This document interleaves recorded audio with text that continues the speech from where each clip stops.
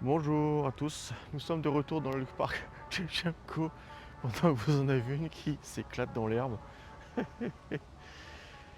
Donc c'est le parc qui se trouve dans le centre de Kharkiv ou Kharkov, ça dépend. Euh, donc je vous expliquais donc, ça fait 8 ans que je vis en Ukraine.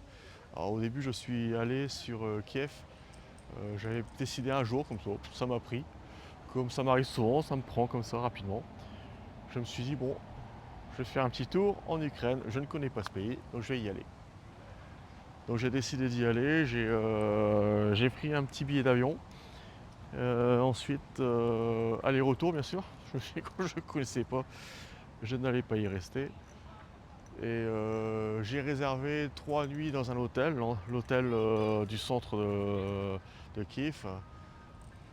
Alors, je ne connais plus le nom, je crois que c'est un palace, je crois que ça s'appelle. Mais bon, c'était vraiment assez intéressant parce que ils avaient des chambres dans vraiment le style URSS et c'était des anciennes cellules qu'on fait. Il faudrait que je trouve le nom de l'hôtel. C'était des anciennes cellules sous l'ère soviétique et vous aviez les renseignements qui étaient là, vous avez tout, c'était la police quoi, qui était sur place. Et maintenant c'est un hôtel dans le centre de Kiev. Donc j'y suis resté 3 jours et franchement ça m'a plu du point de vue que c'était l'Ukraine. Par contre du point de vue ville, franchement non. Déjà que Paris, moi j'accroche pas du tout. C'est pollution, pollution, pollution, du bruit, euh, énormément de bouchons, c'est invivable. Peut-être parce que j'aime la nature, la liberté, c'est peut-être pour ça. Mais c'est vrai que après j'ai poussé un peu plus loin. Je suis parti sur Kharkov. Alors là j'ai pris l'extrême est et franchement vraiment bien. Une ville super calme et pourtant 2 millions d'habitants. Mais extrêmement calme. Vous n'avez pas vraiment l'impression d'être dans une très grande ville. Elle est très espacée, très étalée. Et la population, vous ne ressentez pas la population, une population énorme. Vous voyez, on est dans le parc, très calme aujourd'hui. Alba, elle est contente, elle fait sa petite promenade. Ça fait que 3 mois qu'elle est avec nous. Adoption d'un chien abandonné dans la rue. Donc, madame a voulu le prendre, comme les 2 chats précédents. Et plus les chihuahuas que nous avons. Ouais, bon, c'est comme ça. Et donc, après ma petite visite à Kiev, je suis rentré en Bretagne et j'ai décidé quelques mois après de foncer sur Kharkov. Et là, franchement, je me suis plu, j'ai accroché. Alors, j'ai rencontré madame là-bas par la suite. Mais franchement bien, j'ai fait plusieurs allers-retours Brest-Kharkov. Au début, je les faisais en avion. Et ensuite, j'ai commencé à les faire en voiture. Parce qu'en avion, je prenais du Brest-Paris, Paris-Kiev. Kiev, j'attendais 7 heures sur place. Et ensuite, j'avais un avion ou alors je prenais Paris-Kiev et j'avais un train. Ensuite, j'attendais 2-3 heures, je crois, si je me rappelle bien. Et j'avais un train qui allait sur Kharkov. Il y avait 5h30 environ de trajet en train. Et ensuite, arrivé sur place, en gros, je partais à 6 heures du matin de Brest et le soir, j'étais à 23 heures comment ça s'appelle, à Kharkov. Et sur les derniers vols que j'avais pris, je prenais carrément une compagnie polonaise qui est donc j'étais Brest-Paris par Air France, sans faire de publicité. Et ensuite Paris-Varsovie et Varsovie par une compagnie polonaise, Kharkov directement. Donc là je partais à 6h30 du matin et j'arrivais à 16h sur Kharkov. Bon, ça c'était avant la guerre, parce que maintenant prendre l'avion c'est un peu risqué. Bon, on peut toujours essayer, comme disaient les autres. Il y en a qui ont essayé. Le problème, c'est pas sûr d'y arriver. Donc là, c'est le zoo qui est de l'autre côté. Voilà. Alba, quand tu veux, hein. Alors Alba aime sentir toutes les odeurs. C'est vraiment génial. Je sais pas ce qu'elle y trouve, mais comme j'appelle ça, du WhatsApp. WhatsApp de chien. Alba, chut, allez bouge. Bon, elle parle pas français en réalité, je lui parle français, mais il dit Souda, Alba, il dit Souda. Viens ici. Allez, il dit Souda. Listra. Viens ici, tout de suite. Je suis même pas sûr qu'elle me comprenne. Comme je dis souvent à certains d'ici, Je parle à un russe africanisé, c'est-à-dire un truc qui ressemble à du russe. Mais bon, ça va, je me fais comprendre dans l'ensemble. Allez Alba, bouge tes petites fesses. Ça c'est mieux, c'est du français ça. Euh, donc voilà le parc toujours. Et donc l'Ukraine, ouais, c'est vrai que alors, vous avez plein de points positifs dans ce pays et des points négatifs. Bon, je dirais un peu comme partout. J'ai fait beaucoup de pays, je dirais même énormément de pays, surtout Europe et Afrique du Nord. Mais franchement, sérieusement, c'est top. Bon là, c'est pour demander de l'aide financière. Alors le problème qui se pose, c'est que vous ne savez pas vraiment si c'est vrai ou pas, si c'est faux, vous n'en savez rien. Vous donnez, et aussi bien cet argent va dans la poche de quelqu'un qui c'est de la magouille quoi. Aussi bien. C'est très compliqué de savoir si c'est vrai ou pas. C'est comme ah bah tant que j'y pense, c'est comme la police ici. Bon, vous avez des gens bien, mais vous avez beaucoup de problèmes. Lorsque je viens en voiture, bah, c'est le cas toujours, hein. Je traverse toute l'Europe, aucun problème. Je traverse l'Ukraine, alors là ça commence les problèmes. Vous avez une immatriculation européenne, alors française, c'est le lingot d'or qui se promène, ou allemande, ou un truc dans le genre. Et la police vous repère, vous doublez la police. Vous êtes à une vitesse tout à fait normale, hein. Vous n'avez commis aucune erreur de conduite, rien. Vous doublez la police, il voit votre plaque d'immatriculation, ou alors il vous double, il voit la plaque, et vous arrête. Là c'est la sirène, les gyrophares, arrêtez-vous. Alba, Alba. Et là c'est l'amende. Ça m'arrive en général une fois par semaine. C'est très rare que ce soit une fois toutes les 2 semaines, c'est généralement une fois par semaine. Et là j'ai droit à la remarque comme quoi j'ai commis une erreur, alors je demande laquelle. On me dit vous avez brûlé un feu ou un truc de genre, alors que c'est totalement faux. Ils ne peuvent pas apporter la preuve puisqu'ils n'en ont pas. Alors qu'ils ont une vidéo intérieure, ils filment très bien. Donc normalement ce qu'ils voient avec leurs yeux, ils la voient avec la caméra. Mais ils n'en ont pas de preuve. Et ensuite, eh bien, vous insistez et puis ils vous laissent tranquille.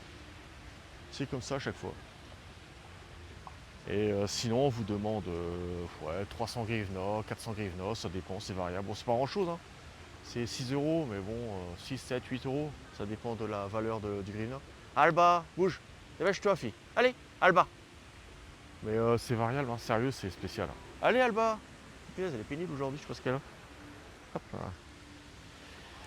Et regardez comment c'est joli, les belles petites fontaines. Et donc si vous ne le payez pas, c'est, il vous embête, il vous taquine quoi. On voit bien que c'est de l'arnaque quoi. Et ça fonctionne bien, hein. Donc là c'est le parc Tchechemko, c'est vraiment top, hein. Bon, c'est pas vieux ça, hein, c'est très récent.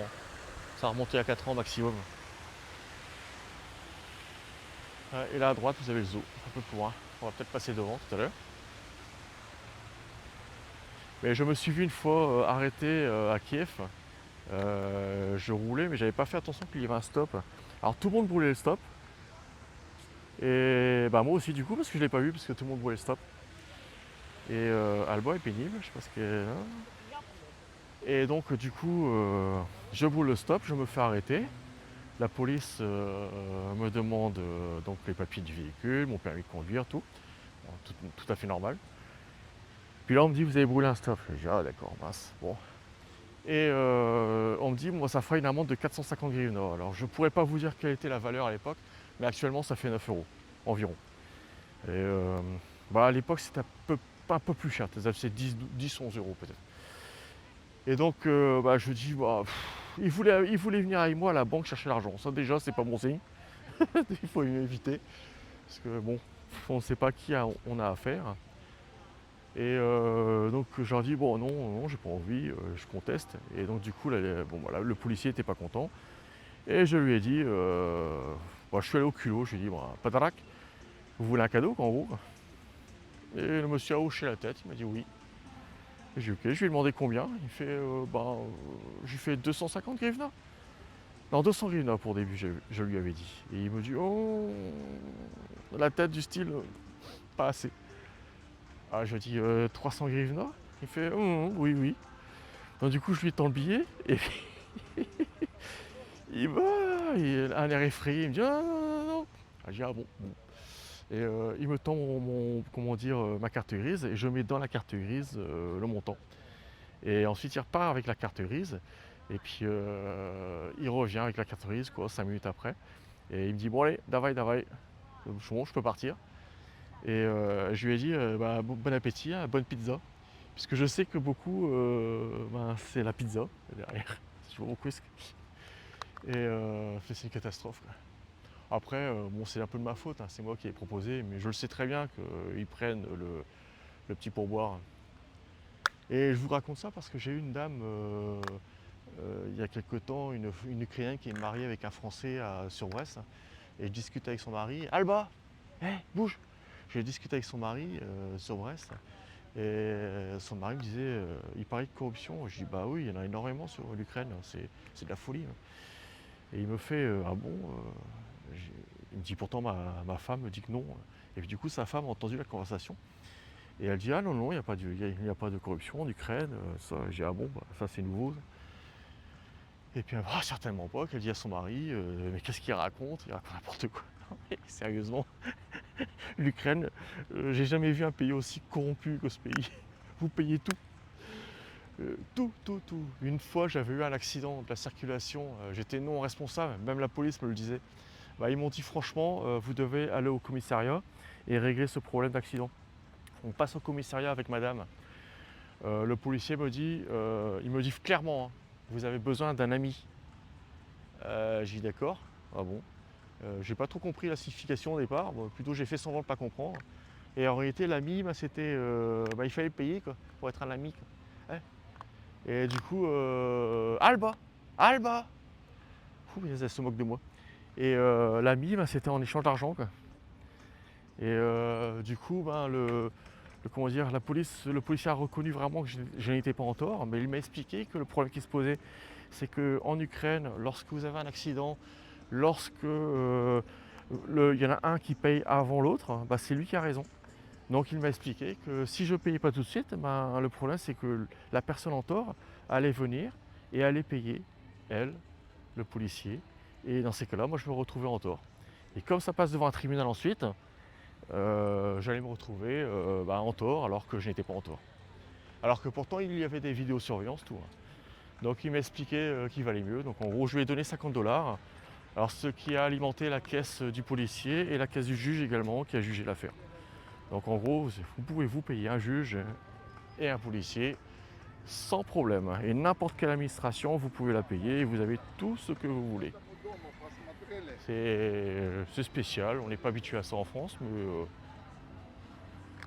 pourquoi pas, je dirais. Mais c'est vrai que c'est un point négatif, je dirais, et en même temps un point positif. La corruption, c'est bien pour ceux qui ont de l'argent. C'est bon, c'est peut-être bizarre pour ceux qui m'écoutent ce que je dis, mais c'est une réalité. C'est bien pour ceux qui ont de l'argent. Ceux qui n'en ont pas, eh ben, c'est un gros problème, parce qu'ils se retrouvent avec bah, des problèmes certaines fois alors qu'ils n'ont rien fait. Mais franchement, bah moi je trouve ça positif, franchement. En tant que Français, lorsque vous avez 1500 € de revenus, vous débarquez en Ukraine, sérieux, vous êtes le roi du pétrole. Vous avez, vous pouvez, là vous voyez, là je vais au restaurant tous les 2 jours, hein. Ça me coûte 10 € même pas, quoi. À deux, on s'en sort à 18 € par jour, quoi. Ça va, c'est pas la mort, hein. Et il faut dire que le salaire moyen en France, c'est quoi? C'est 1400 € je crois, si je ne me trompe pas. Je crois que c'est ça, non? 1300, 1400 € actuellement net. Bon, ici, sachant que bon, on paye énormément de taxes, c'est vrai, ça c'est un gros problème, c'est le gros point négatif de la France. On se demande toujours pourquoi on paye autant de taxes. Et bon, passons là sur ce sujet, puisque dans tous les cas, ça sert à rien. On sait très bien ce qu'il en est. Et ici, les taxes sont très très très très très minimes. Bon, c'est vrai qu'il y a beaucoup de travail au noir, énormément de travail au noir, très peu de gens déclarés. Et bon, c'est comme ça. Mais bon, c'est quand même assez intéressant comme pays. Vous avez énormément de choses intéressantes, moi j'aime bien. Les paysages, bon, ils ne sont pas à couper le souffle comme en France. Excusez-moi. Mais Vous avez quand même des belles choses à voir, hein. Du côté du sud, du côté d'Odessa, toute la côte, là, la Crimée, c'est vraiment magnifique. Par contre, le nord, là, sur le secteur de Kharkov, par exemple, vous avez des... les paysages sont très, très moyens, quoi. Ce sont des champs, et puis c'est assez gris, puisque la terre est très fine, volatile, et ça part partout. Les arbres sont pas vert comme chez nous, quoi. Ça n'a rien à voir. Mais sinon, moi j'adore tout ce qui est architecture, comment dire, l'architecture orthodoxe qui est superbe, dorée, c'est vraiment très bien, quoi. Ça j'aime vraiment bien ça. Les dorures des pays orthodoxes sont vraiment top. Tout ce qui est dorure, je dis même dorure, je dis des bêtises, tout ce qui est à l'intérieur des églises orthodoxes, c'est vraiment top, hein. Je trouve ça magnifique. Ce sont des églises vraiment qui changent vraiment des églises catholiques qui n'ont rien à voir.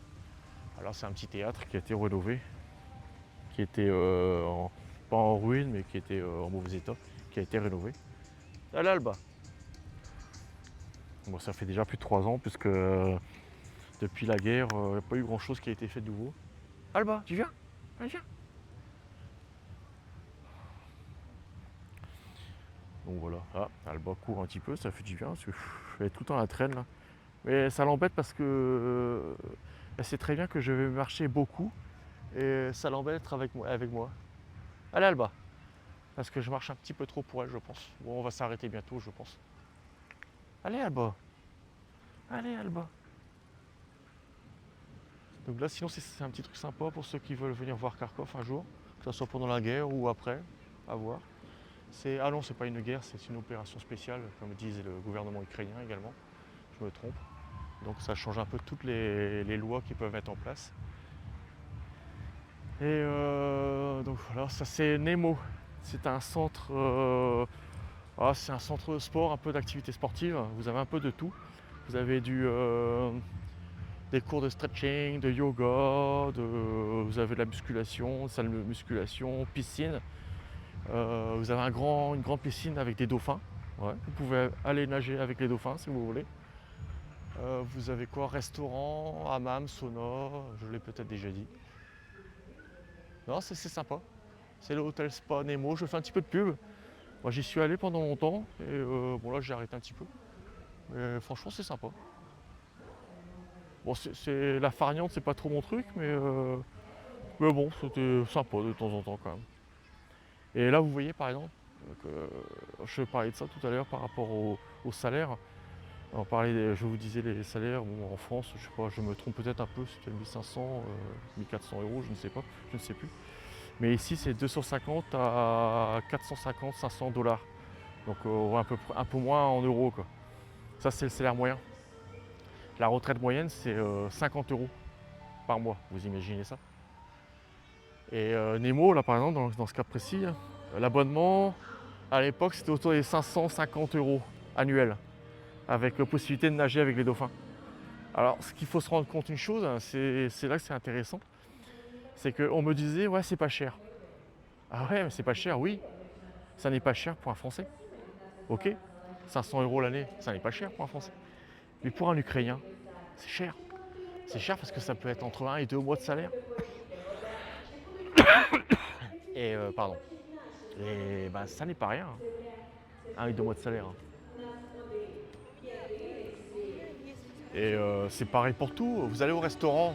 Le restaurant c'est 10-12 euros, oui, d'accord. 18 euros pour deux, en mangeant très bien, hein. Mais le problème qui se pose, c'est que pour un Français, c'est pas cher. Pour un Allemand, pour un Anglais, pour des pays où ils ont un niveau de vie qui est plus élevé, oui.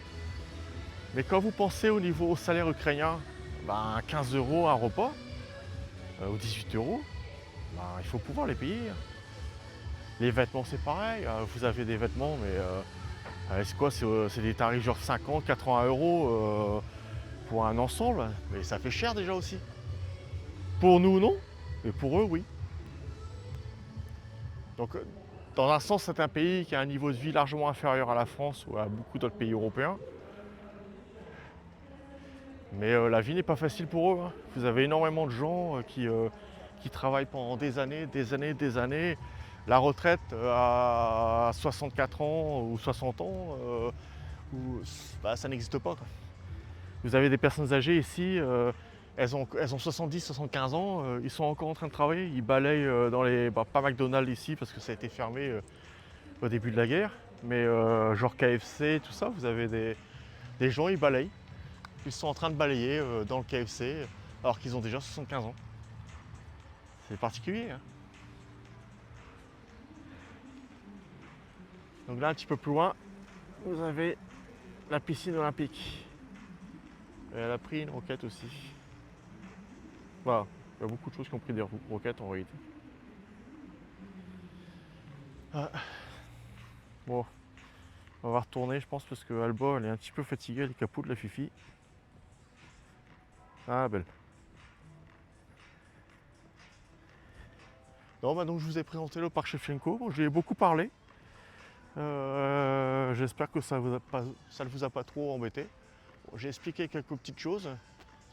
Moi, j'aime bien l'Ukraine, c'est vrai, mais bon, vous avez des points qui pourraient être là, vous voyez, comme certains points comme la corruption. Bon, certaines personnes pourraient se dire, bon, il est bizarre, lui, et de dire que c'est un point positif. Bah oui, dans un sens, puisque prenez en France, vous voulez faire quelque chose, vraiment de tout bête. Vous voulez mettre une clôture dans votre jardin qui fait plus d'1,20 m. Vous êtes obligé de demander l'autorisation à la mairie. C'est normal pour vous, ça? Pour moi, non. 1,20 m. Vous la mettez la clôture à 1,35 m? Non. On vous dit non, aussi bien. C'est à d'autres personnes de décider pour vous. Étrange, n'est-ce pas? Bon, je peux comprendre, vous construisez une maison illégalement. Ça, je suis d'accord, ça n'est pas normal. Bon, ça, ici, ils le font par contre. Ils construisent une maison dans un jardin qui n'a pas but, c'est une dacha par exemple. La maison est illégalement sur le terrain. Bon, ils vont la construire, ils vont rien demander à personne. Et après, ils vont la légaliser. Ça arrive beaucoup. Par contre, après, lorsqu'ils veulent la revendre, ben, il y a un petit problème, c'est qu'elle n'existe pas sur le terrain. Et là, il faut la légaliser. Et là, eh ben, il faut payer comment on appelle ça, l'administration. Il faut leur verser un petit pourboire, quoi. Comme j'appelle ça, c'est pas vraiment pourboire, mais bon. Un pour pizza, comme j'appelle ça aussi.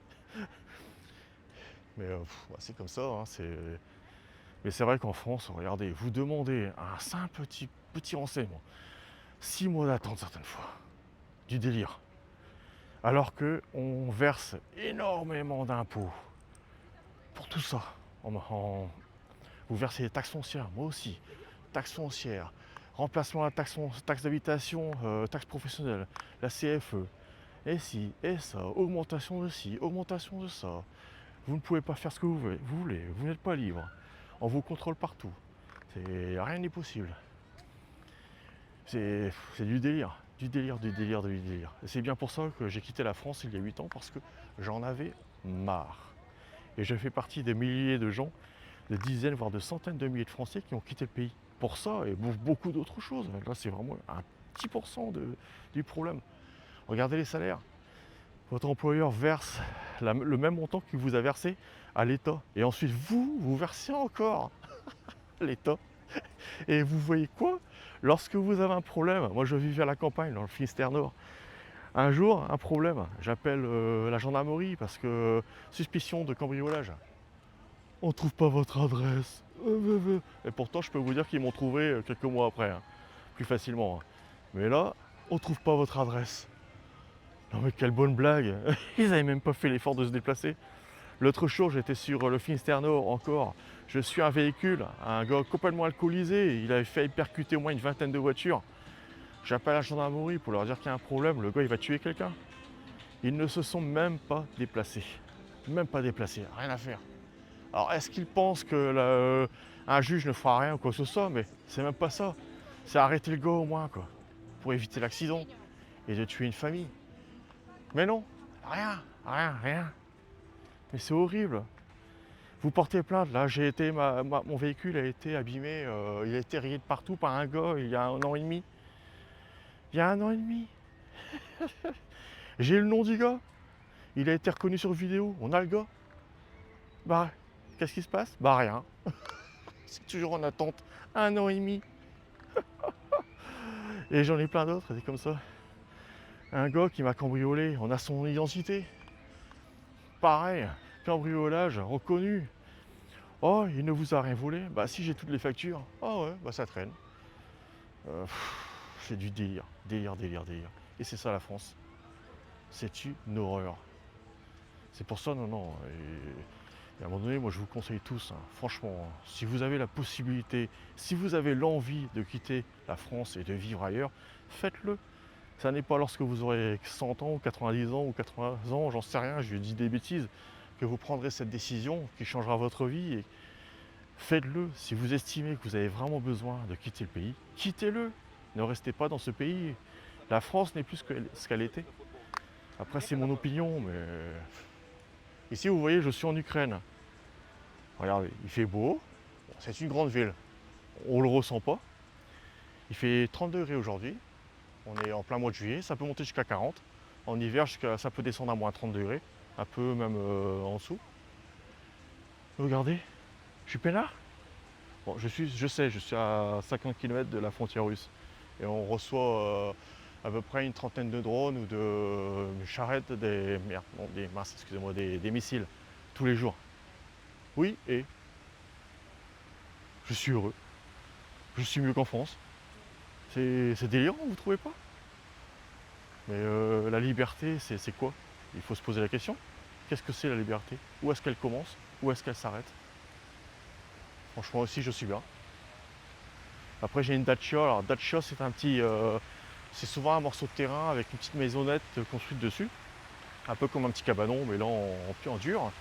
Je vais essayer de vous montrer des vidéos par la suite. Et ben, c'est agréable. On a notre petit jardin. Bon, le problème qui se pose, c'est que le mien, ma Dacia, elle se trouve à 10 km de la frontière russe. Et que le souci, c'est que j'ai une roquette plantée dedans maintenant depuis 2 ans. Donc, et impossibilité d'y aller puisque tout est miné. Ils ont miné la route principale qui mène de Kharkov à Belgorod en Russie. Et donc du coup, c'est plus la peine d'y aller. Je sais qu'on a un voisin, ça c'est triste par contre, il a eu une jambe arrachée par une mine, donc antipersonnel. Donc ça c'est vraiment triste. Vraiment désolé pour lui. Mais bon, qui l'a posé, on ne le sait pas, puisque vous avez eu des combats assez violents dans ce secteur-là, le nord de l'Ukraine, au-dessus de Kharkov, au nord de Kharkov, entre des Ukrainiens et des Russes, donc on ne sait pas. Bon, le fait est que c'est entièrement miné et qu'on ne peut plus y aller. Donc on attend, on verra quand ça se calmera tout ça. Donc voilà, je vais m'arrêter pour aujourd'hui. Je vous ai présenté un petit peu le parc Shevchenko. Après, j'essaierai de vous montrer autre chose par la suite. Moi, je vous souhaite une bonne journée et puis à bientôt.